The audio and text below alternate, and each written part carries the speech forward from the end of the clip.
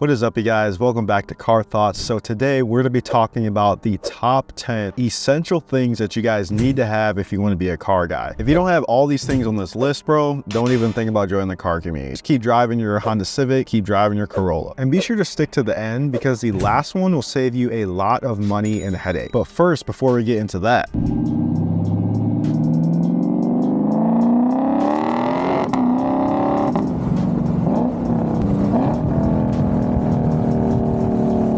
now, coming in at number one, now this is something that I'm pretty sure a lot of you guys already know, but I need to emphasize this: tools. You guys need to have tools if you want to get into the car community. Now, they don't have to be power tools because I know they can get pretty expensive. We're talking like $300 plus if you want something good, but you at least need a little toolkit and also a torque wrench, tons of 10mm socket, jack stands, and jacks. And if you guys don't know the difference, jack stands are what holds up your car, and a jack is what's used to prop up your car so you can put the jacks under it. And please, I'm begging you guys, do not get a cheap brand. We're talking about your life here. If you guys just want to go with Harbor Freight or some unknown no-name brand, you're risking your life putting yourself under your car. Remember, your car weighs 4,000 pounds. So if your jacks go out while you're under it, you're done. You're sent off to the gulag. And you also want to make sure that you're using both at the same time whenever you're working on your car for extra safety measures. And the cool thing is, once you get all these tools, you only really have to buy them once unless you break them all the time. And don't be afraid to ask your fellow car guy friends for their tools as well, because they'll probably let you borrow them. And another really important tool that you want to get is a breaker bar for your wheel. This way, if you get stuck on the road, you don't have to use the terrible tire iron that they give you in your car trunk. Now, coming in at number two, we got radar detectors. And if you guys did not know what radar detectors are, they pretty much let you know when the police are there, or when they have their radar, or when they have their laser pointed at you. This way you guys can get away with a little bit of fun on the highways or on the back ways. And what's cool about them is that they're able to pick up these lasers, so if a cop is pointing one at you or in your general direction, it's going to be able to pick up on that and you're going to be able to slow down in time. Now, this does not work 100% of the time. Sometimes it'll pick up backup sensors on other cars, sometimes it'll pick up automatic door sensors, and other times it might not even help you whatsoever, depending on where the cop is located. You can see right here I have my radar detector on. It's always like going back and forth here because it's looking for some sort of laser, and I can adjust the volume here,